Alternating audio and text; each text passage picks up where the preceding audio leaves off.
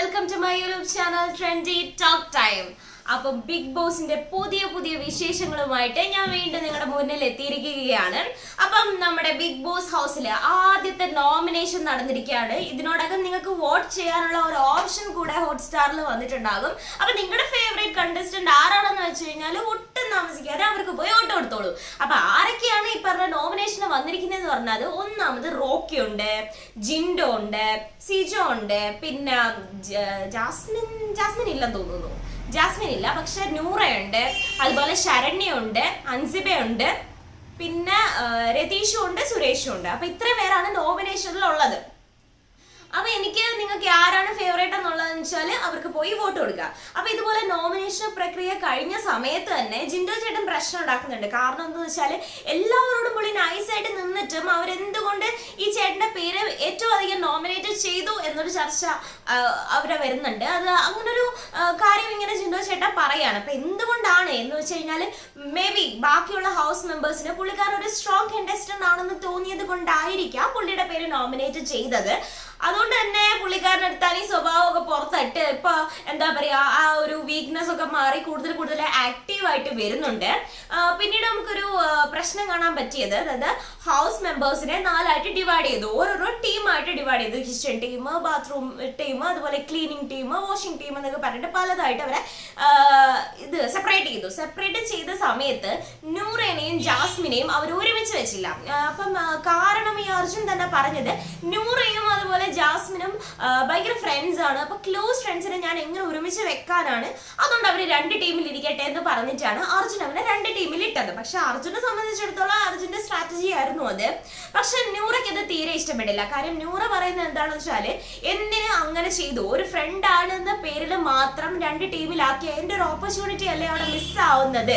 ഇപ്പൊ ഞാനിവിടെ വന്നത് ഒരു ഫ്രണ്ട്ഷിപ്പിന് വേണ്ടിയിട്ടോ അങ്ങനെയൊന്നും അല്ലല്ലോ. ഇവിടെ ഞാൻ കാണുന്ന എല്ലാവരും ഗെയിമേഴ്സ് ആണ്, എല്ലാവരും മത്സരാർത്ഥികളാണ്, എല്ലാവരോടും ഞാൻ മിണ്ടും. ജാസ്മിനോട് ഇത്തിരി കൂടുതൽ മിണ്ടി എന്ന് പറഞ്ഞാൽ ജാസ്മിൻ എന്റെ ഫ്രണ്ട് എങ്ങനെ ആവാനാണ്, എന്തിനാണ് ഞങ്ങൾ 2 ടീം ഇട്ടത്, അങ്ങനെ ഭയങ്കര ഇമോഷണൽ ഒരു സീനാണ് അവിടെ നടക്കുന്നത്. ന്യൂറ ആകെ വിഷയമാക്കുന്നുണ്ട്. പക്ഷെ ന്യൂറ പറഞ്ഞതിൽ ന്യായം ഉണ്ടെന്ന് എനിക്കും തോന്നുന്നുണ്ട്. കാര്യം ന്യൂറ പറയുന്നുണ്ട്, ഞാനൊരു വീക്ക് കണ്ടസ്റ്റന്റ് അല്ല എന്ന് പറഞ്ഞിരുന്നെങ്കിൽ ഞാനത് സൈറ്റ് ചെയ്യണേ. എനിക്കാണെങ്കിൽ ഞാൻ ഒരാളുടെ ബാക്കിൽ നിന്ന് കളിക്കുന്ന ഒരാളാണെന്ന് എന്തിനു പറഞ്ഞു. ഇപ്പം അവന് കാരണം ഇങ്ങനെ ആരോ പറഞ്ഞതാണ്. എന്താ സംഭവം എന്ന് വെച്ചാൽ, ഈ ഒരു ഇൻസിഡന്റ് ഇല്ലേ, അതായത് സിജോയും റോക്കിയും ഒത്തു കളിച്ച സമയത്ത് അത് ന്യൂറയാണ് കണ്ടതെങ്കിലും അതെന്തിന് ജാസ്മിനെ കൊണ്ട് റിയാക്ട് ചെയ്യിപ്പിച്ചു, ന്യൂറയ്ക്ക് തന്നെ റിയാക്ട് ചെയ്യാറുന്നില്ല എന്നൊരു ചോദ്യം വന്നു. അപ്പൊ അതിന് ന്യൂറ പറഞ്ഞത്, ഞാൻ എല്ലാത്തിനും കയറി റിയാക്ട് ചെയ്യാറില്ല, അപ്പൊ ആ ഒരു ഇൻസിഡന്റ് കണ്ടപ്പോ എനിക്ക് റിയാക്ട് ചെയ്യാൻ തോന്നിയില്ല, എനിക്ക് റിയാക്ട് ചെയ്യാൻ തോന്നുന്ന കാര്യങ്ങൾക്ക് മാത്രം ഞാൻ റിയാക്ട് ചെയ്താൽ മതിയല്ലോ എന്നിങ്ങനെ പറയാണ്. എന്നിട്ട് ഇതുപോലെ പറയുന്നുണ്ട്, നിങ്ങൾ ദയവ് ചെയ്ത് ഇങ്ങനെ ഫ്രണ്ട്ഷിപ്പാണ് അതാണ് ഇതാണെന്ന് പറഞ്ഞിട്ട് എന്റെ ഒരു ഓപ്പർച്യൂണിറ്റി നിങ്ങൾ നഷ്ടപ്പെടുത്തരുത്. ഞാൻ ഒരുപാട് കഷ്ടപ്പെട്ട് സ്ട്രഗിൾ ചെയ്ത്, വീട്ടിൽ പോലും ഒരു സപ്പോർട്ട് കുറവായിരുന്നിട്ട് പോലും ഞാൻ ഒരുപാട് സ്ട്രഗിൾ ചെയ്തിട്ടാണ് ഈ ഒരു 25 ഇയേഴ്സിൽ ഇവിടെ വരെ എത്തിയത്. അപ്പൊ ആ പെൺകുട്ടി പറയുന്നത് ഒരുപാട് ജെനുവിൻ ആയിട്ട് എനിക്ക് തോന്നി. കാര്യം എന്ന് വെച്ച് കഴിഞ്ഞാല്, ഒന്നാമത് അവരൊരു സെലിബ്രിറ്റി അല്ല. അപ്പൊ ഒരു സെലിബ്രിറ്റി അല്ലാത്തൊരു പെൺകുട്ടി എന്ന് പറയുന്ന ബിഗ് ബോസ് ഹൗസ് പോലെ ഒരു ഹൗസിൽ നിൽക്കണം എന്നുണ്ടെങ്കിൽ അവർക്ക് അവരുടേതായ ഒരു കണ്ടന്റും കാര്യങ്ങളും ഒക്കെ കൊടുക്കണം. അപ്പൊ അതേസമയം അവളെ ഇങ്ങനെ ഡീഫൈം ചെയ്യുന്നത് അത്ര ശരിയാണെന്ന് എനിക്ക് തോന്നുന്നില്ല. സോ ന്യൂറയുടെ ഭാഗത്തോട്ട് ഞാൻ 100% യോജിക്കുന്നുണ്ട്. വെറുതെ ഡീഫൈം ചെയ്യേണ്ട ആവശ്യമില്ല. പിന്നീട് ഇതുപോലെ ന്യൂറ കുറച്ച് കഴിയുമ്പോൾ ഭയങ്കര ഇമോഷണൽ ആയിട്ട് കരയൊക്കെ ചെയ്യുന്നുണ്ട്. പിന്നീട് പിറ്റേ ദിവസമായി നമ്മുടെ മോർണിംഗ് ടാസ്ക് ആയി. ഈ മോർണിംഗ് ടാസ്കിന് ചെയ്യാൻ വേണ്ടിയിട്ട് നമ്മുടെ ബിഗ് ബോസ് കണ്ടെത്തിയത് സുരേഷ് ഏട്ടനെയാണ്. അപ്പൊ സുരേഷ് ഏട്ടൻ എന്ന് പറഞ്ഞു കഴിഞ്ഞാൽ കുമ്പിടി സുരേഷ് എന്നൊരു പേരാണ് കൊടുത്തത്. പുള്ളിക്കാരൻ എന്താ ചെയ്യേണ്ടതെന്ന് വെച്ചാൽ, ബിഗ് ബോസ് ഹൗസിലുള്ള എല്ലാ മെമ്പേഴ്സിന്റെയും കൈ നോക്കിയിട്ട് അവരുടെ ഭാവി പ്രവചിക്കണം.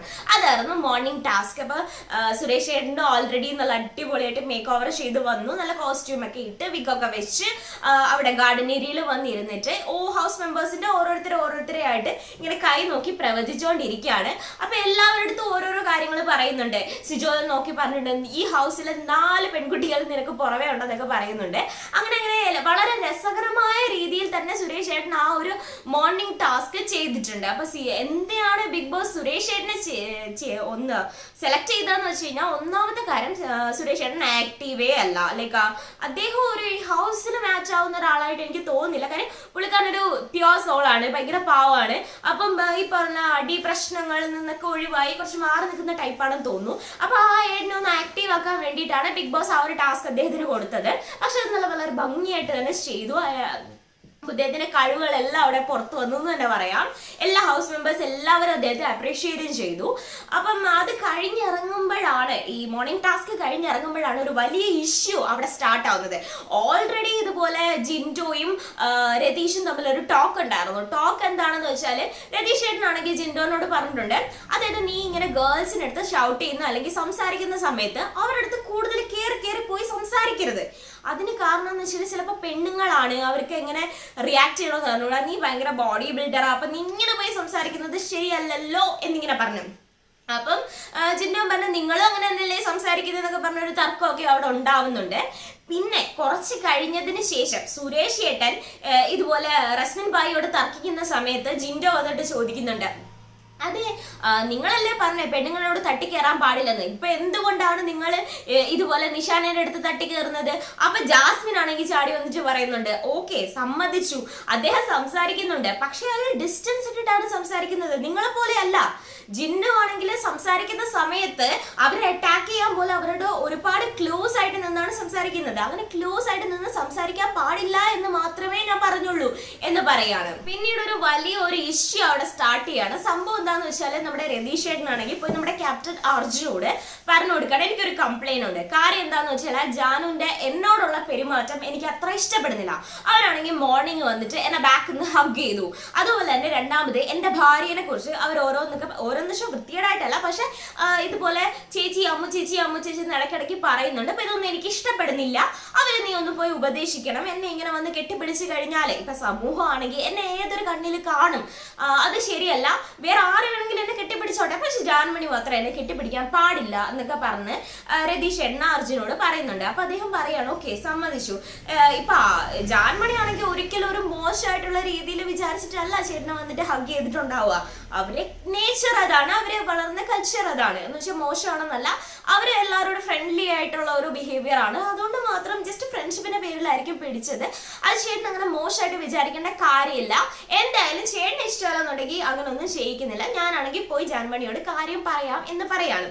അങ്ങനെ ജാൻമണിയോട് സംസാരിക്കാൻ വേണ്ടിയിട്ട് ഇതുപോലെ അർജുൻ പോകുന്ന സമയത്ത് രതീഷ് ആണെങ്കിൽ ഹൗസിനുള്ളിൽ കയറാണ്. എന്നിട്ട് കുറെ ആൾക്കാരെ ഇങ്ങനെ കൂട്ടിയിട്ട് അവരുടെ അടുത്തെല്ലാം പറയുന്നു, ജാൻമണി ഒരുപാട് തെറ്റായി പോയി ചെയ്തത്, ജാൻമണി എന്നോട് സംസാരിക്കുന്ന രീതി പോലും ശരിയല്ല, ഒരുമാതിരി ഐ ലവ് യു അങ്ങനെയൊക്കെ പറയുന്നതാണ്. അതെനിക്കത് ഒരു റിയൽ ആയിട്ട് തോന്നിയിട്ടില്ല. മാത്രമല്ല എന്നെ വന്ന് ഹഗ് ചെയ്തു, എൻ്റെ കുടുംബവും പിള്ളേരും ഒക്കെ ഉള്ളതാ, അവർ കാണുന്നതല്ലേ, അവരെന്ത് വിചാരിക്കും, അതുപോലെ എൻ്റെ ഭാര്യനെ ഓരോന്ന് ആവശ്യമില്ലാത്ത കാര്യത്തിലൊക്കെ എടുത്തിടുന്നു, അങ്ങനെ എന്തിനാ എൻ്റെ ഭാര്യയുടെ പേര് പറയുന്നത് എന്നൊക്കെ പറഞ്ഞ് നമ്മുടെ രതീഷ് ഏട്ടൻ പ്രശ്നം ഉണ്ടാക്കുന്നുണ്ട്. അപ്പൊ പ്രശ്നം ഉണ്ടാക്കി ഇയാൾ അവസാനം കരയാണ്, ഭയങ്കരമായിട്ട് കരയുന്നുണ്ട്. അപ്പൊ ജാൻമണിയുടെ അടുത്ത് പോയിട്ട് അർജുൻ കാര്യം പറയുമ്പോ ഓക്കെ ജാൻമണിക്ക് ഇത് മനസ്സിലാവുന്നുണ്ട്, കാര്യം ഓരോരുത്തർക്കും ഓരോ ഇഷ്ടങ്ങളല്ലേ. അപ്പൊ പോയി ഹഗ് ചെയ്തത് അയാൾക്ക് ഇഷ്ടപ്പെട്ടില്ല, അതുകൊണ്ടാണ് അത് ചെയ്യുന്നില്ല, ഇനി അതിന് സോറി പറയാമെന്നൊക്കെ ജാൻമണി അഗ്രി ചെയ്യുന്നുണ്ട്. പക്ഷെ അതേസമയം പുള്ളിക്കാരനെ രതീഷ് കരയാണ്, ഓവറായിട്ട് ഭയങ്കരമായിട്ട് കരയുന്നു. പക്ഷെ ശരിക്കും ആ ഒരു സിറ്റുവേഷനിൽ കരഞ്ഞ് റിയാക്ട് ചെയ്യേണ്ട ആവശ്യമുണ്ടായിരുന്നു എന്ന് എനിക്ക് തോന്നിയില്ല. അത് തന്നെയാണ് മുടിയനും തോന്നിയത്. മുടിയൻ വന്ന് റിയാക്ട് ചെയ്തു. അതായത് മുടിയൻ ഭയങ്കരമായിട്ട് റേസ് ആകുന്നുണ്ട്. മുടിയൻ ഈ ഒരു ബിഗ് ബോസ് സീസണിൽ ആദ്യമായിട്ടാണ് ഇങ്ങനെ റേസ് ആയിട്ട് ഞാൻ കാണുന്നത്. അപ്പൊ മുടിയൻ വന്നിട്ട് ദേഷ്യപ്പെടുന്നുണ്ട്, നിങ്ങൾക്ക് ഇപ്പൊ അവർ വന്ന് ഹഗ് ചെയ്തത് ഇഷ്ടപ്പെട്ടില്ലെങ്കിൽ ഓക്കെ ഫൈൻ, അത് പറയാം, അത് പോയിട്ട് ഇങ്ങനെ കരയേണ്ട ആവശ്യം എന്തോ, നിങ്ങൾ എന്തിനാ ഇങ്ങനെ ഓവർ റിയാക്ട് ചെയ്യുന്നത്, ഇങ്ങനെ വെറുതെ സ്ക്രീൻ സ്പേസ് കിട്ടാൻ വേണ്ടിയിട്ടാണോ നിങ്ങൾ ഓവർ റിയാക്ട് ചെയ്തത്, ഞങ്ങൾക്ക് അറിയാം ഇങ്ങനെയൊക്കെ ചെയ്യാനെന്നൊക്കെ പറഞ്ഞ മുടിയൻ ഒരുപാട് ഈ പറഞ്ഞ രതീഷ് ഏട്ടനെ തെറി വിളിക്കുന്നുണ്ട്. അപ്പൊ ഇതെല്ലാം പറഞ്ഞു കഴിഞ്ഞിട്ട് മുടിയൻ അങ്ങ് പോവാണ്. രതീഷ് ഇങ്ങനെ കരച്ചിലൊക്കെ ഒന്ന് കുറച്ച് സമാധാനിപ്പിച്ചിരിക്കുകയാണ്. അപ്പൊ ആ സമയത്ത് ഇതുപോലെ ജാൻമണി വരുന്നുണ്ട് ക്ഷമ ചോദിക്കാൻ. അപ്പൊ ഭയങ്കര വയലന്റ് ആയിട്ട് പുള്ളിക്കാരൻ പറയുന്നുണ്ട്, നീ എന്റെ ഭാര്യയോട് ക്ഷമ ചോദിക്കണം, എന്റെ ഭാര്യയോട് നീ ക്ഷമ ചോദിച്ചാൽ മാത്രമേ നിന്നോട് ഞാൻ ഇനി സംസാരിക്കുകയുള്ളൂ, അങ്ങനെയൊക്കെ പറയാണ്. അങ്ങനെ പറയുന്ന സമയത്ത് ജാൻമണി ആണെങ്കിൽ ഞാൻ പറയില്ല, സോറി പറയില്ല, കാര്യം ഞാൻ തെറ്റായിട്ടൊന്നും പറഞ്ഞില്ല, പിന്നെ ഞാൻ എന്തിനാണ് സോറി പറയുന്നത് എന്ന് പറഞ്ഞ് ജാൻമണി അങ്ങ് പുറത്തിറങ്ങാണ്. പുറത്തിറങ്ങിയതിന് ശേഷം ജാൻമണി ക്യാമറയെ നോക്കിയിട്ട് ഇതുപോലെ പറയുന്നുണ്ട്, അദ്ദേഹത്തെ ഞാൻ എൻ്റെ ഒരു സഹോദരനായിട്ടാണ് കണ്ടിട്ടുള്ളത്. അതുപോലെ തന്നെ അവരുടെ വൈഫ് എന്ന് പറഞ്ഞാൽ അവരുടെ പേര് ഇങ്ങനെ പുറത്തോട്ട് പറഞ്ഞത് നിങ്ങൾക്ക് ഇഷ്ടമായില്ലെന്നുണ്ടെങ്കിൽ ഞാൻ ക്ഷമിക്കുന്നു. അവരുടെ ആ ഒരു നിഷ്കളങ്കത അവിടെ വിസിബിൾ ആണ്. അവരൊന്നും വിചാരിച്ചിട്ടല്ല, അല്ലെങ്കിൽ മോശമായിട്ട് ആരെയും ചിത്രീകരിക്കാൻ വേണ്ടി അല്ല അവരെ ഹഗ് ചെയ്തതെന്നോ അല്ലെങ്കിൽ അവരുടെ പേര് മെൻഷൻ ചെയ്തതെന്നോ എനിക്ക് തോന്നുന്നില്ല.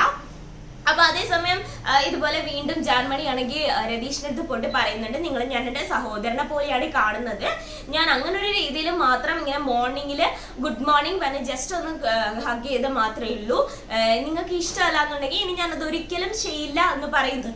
അപ്പൊ ഇതുപോലെ രതീഷ് ചേട്ടൻ പറയുന്നുണ്ട്, ഓക്കെ നീ എന്നെ ആരായിട്ടാ കാണുന്നത്? അപ്പൊ ജാൻമണി പറയുന്നുണ്ട്, ഞാനാണെങ്കിൽ എൻ്റെ മൂത്ത സഹോദരനായിട്ടാണ് നിങ്ങളെ കാണുന്നത്. അതുപോലെ നിങ്ങളുടെ ഭാര്യ എന്ന് പറയുന്നത് ഞാൻ ഒരു അനിയത്തിയെ പോലെയാ കാണുന്നത് എന്ന് പറയുന്നുണ്ട്. നീ എന്നെ ആരായിട്ടാണ് കാണുന്നതെന്ന് ജാൻമണിയോട് രതീഷ് ചേട്ടൻ ചോദിക്കുകയാണ്. അപ്പൊ ജാൻമണി പറയുന്നു, ഞാൻ എൻ്റെ ഒരു മൂത്ത സഹോദരനായിട്ടാണ് കാണുന്നത് എന്ന് പറയാണ്. അപ്പൊ ഇതുപോലെ രതീഷ് ചേട്ടൻ പെട്ടെന്ന് പറയണ, എന്നാ നീ എന്നെ കെട്ടിപ്പിടിച്ചോ. അപ്പൊ അതെനിക്കൊരു ശരിയായ കാര്യമാണെന്ന് തോന്നിയില്ല. കാര്യം അയാൾ ഒരു കാര്യം പറഞ്ഞാല് ആ ഒരു സ്റ്റാൻഡിൽ തന്നെ കംപ്ലീറ്റ് നിൽക്കണമായിരുന്നു. പെട്ടെന്ന് ജാൻമണി വന്ന് പറയുന്ന സമയത്ത് ആ ഒരു ഒപ്പീനിയൻ മാറ്റേണ്ട ആവശ്യമില്ലായിരുന്നു. അപ്പൊ എന്താ ഭാര്യയ്ക്കും കുടുംബത്തിനും നാട്ടുകാർക്കും പ്രശ്നമില്ലെന്നാണോ? അത് ശരിയായില്ല. ഒരു ഡബിൾ സ്റ്റാൻഡ് കളി കളിച്ച പോലെ എനിക്ക് തോന്നി. ബട്ട് ഐ ഡോണ്ട് നോ, നിങ്ങളുടെ ഒപ്പീനിയൻ കമന്റ് ചെയ്യുക. അപ്പൊ അതുപോലെ തന്നെ പുള്ളിക്കാരന് ഇപ്പം കുടുംബം അങ്ങനെ ആരും കെട്ടിപ്പിടിക്കുന്ന ഇഷ്ടമല്ല എന്നുണ്ടെങ്കിൽ അങ്ങനത്തെ ഒരു നേച്ചർ, അങ്ങനത്തെ ഒരു സംസ്കാരത്തിൽ വളർന്നൊരു അദ്ദേഹം ആയതുകൊണ്ടാണ് എന്ന് സംസാരിക്കാം. പക്ഷെ അതേസമയം പെട്ടെന്ന് വന്നിട്ട് ആ ഒപ്പീനിയൻ അങ്ങോട്ട് മാറ്റിയെടുത്ത് തകിടം മറിച്ചത് എനിക്ക് ഇഷ്ടമായില്ല. അപ്പൊ ഈ ഒരു ക്ലാഷില് എല്ലാവർക്കും ഇതുപോലെ രതീഷ് ചേട്ടനെയാണ് എല്ലാവരും കുറ്റപ്പെടുത്തുന്നത്. കാര്യം അദ്ദേഹം പറഞ്ഞത് ശരിയാണ്, പക്ഷെ ഒരു കാരണവശാലും ഇത്ര ഓവർ റിയാക്ട് ചെയ്യേണ്ട കാര്യമില്ല. കാര്യം ഒരു 1.5 മണിക്കൂറോളം ഈ പുള്ളിക്കാരൻ ഈ ഒരു പ്രശ്നവും പറഞ്ഞ് കരഞ്ഞുകൊണ്ടിരിക്കുകയാണ്. അപ്പൊ അതൊരു നല്ലൊരു കാര്യമാണെന്ന് എനിക്ക് തോന്നുന്നില്ല. മുടിയാൻ പറഞ്ഞതുപോലെ ലൈക്ക് അദ്ദേഹത്തിന് എന്തെങ്കിലും പ്രശ്നം ഉണ്ടെങ്കിൽ അത് മുഖത്ത് നോക്കി ഓപ്പൺ ആയിട്ട് പറഞ്ഞാലല്ലേ മറ്റുള്ളവർക്ക് മനസ്സിലാക്കാൻ പറ്റും. അതിനിങ്ങനെ ഓവർ റിയാക്ട് ചെയ്യേണ്ട ആവശ്യമുണ്ടോ എനിക്കറിയില്ല. നിങ്ങൾ നിങ്ങളുടെ അഭിപ്രായം പറയുക. അപ്പൊ ബിഗ് ബോസിന്റെ എല്ലാ വിശേഷങ്ങളും ലൈവായിട്ട് അറിയാൻ വേണ്ടിയിട്ട് എന്റെ ചാനൽ സബ്സ്ക്രൈബ് ചെയ്യുക. അടുത്ത വീഡിയോ ആയിട്ട് ഞാൻ വരുന്നത് വരെ പിന്നെ കാണാം. Bye bye.